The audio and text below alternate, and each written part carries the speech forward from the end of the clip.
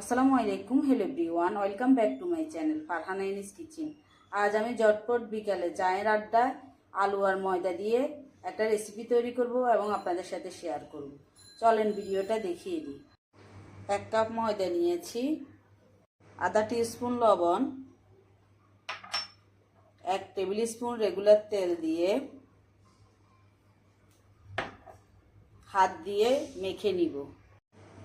হাত দিয়ে মিক্স করে হালকা কুসুম গরম পানি দিয়ে আস্তে আস্তে একটা ডো তৈরি করব। অল্প অল্প করে পানি দিব আর মিক্স করব।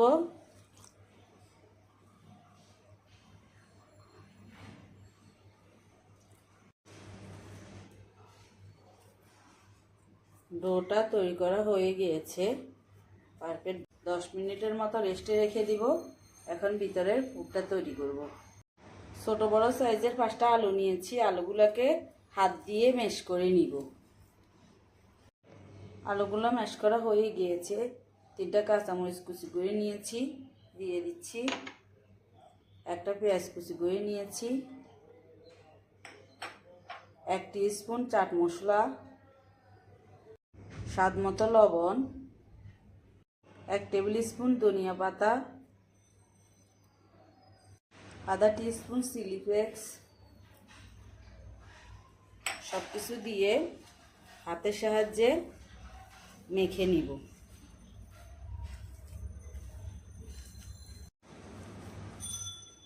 মেখে নেওয়া হয়ে গিয়েছে। এক সাইডে রেখে এখন নাস্তাগুলা তৈরি করে নিব। এখন যে ডোটা মেখে নিয়েছি, একটা পিঁড়িতে বড় একটা রুটি তৈরি করে নিব।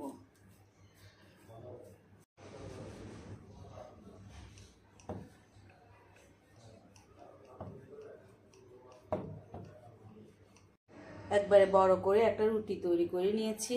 রুটিটা একবারে মোটাও করে নিই, আবার একবারে পাতলাও করে নিই। দেখেন, এখন যে পুরগুলা আলুর রেডি করে রেখেছি, আলুর পুরগুলা দিয়ে দিব। সবগুলো পুর দিয়ে চারপাশে হাত দিয়ে ছড়িয়ে দিব।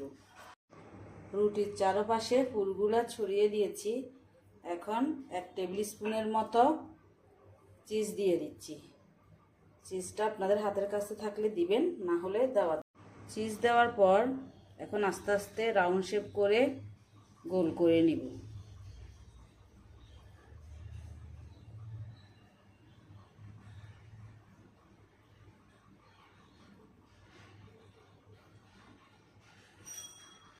এইভাবে গোল শেপ করে নিয়েছি।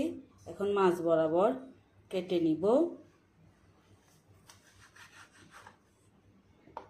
কেটে একটা একটা করে 1 ইঞ্চি করে কেটে নিব।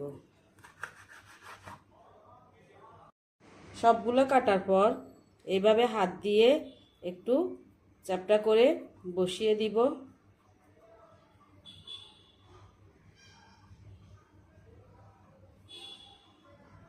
সবগুলো হাত দিয়ে এভাবে চেপে চেপে তৈরি করে নিয়েছি।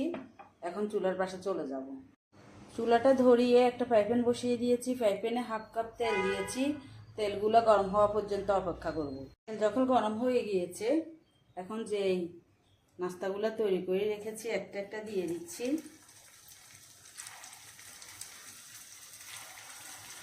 দিয়ে 2 মিনিট পর্যন্ত অপেক্ষা করব। 2 মিনিট পর একটা একটা করে উল্টিয়ে দিব।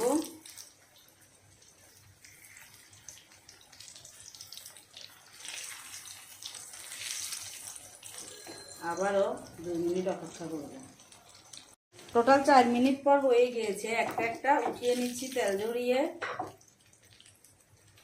বাকিগুলো এভাবে ভেজে নিব।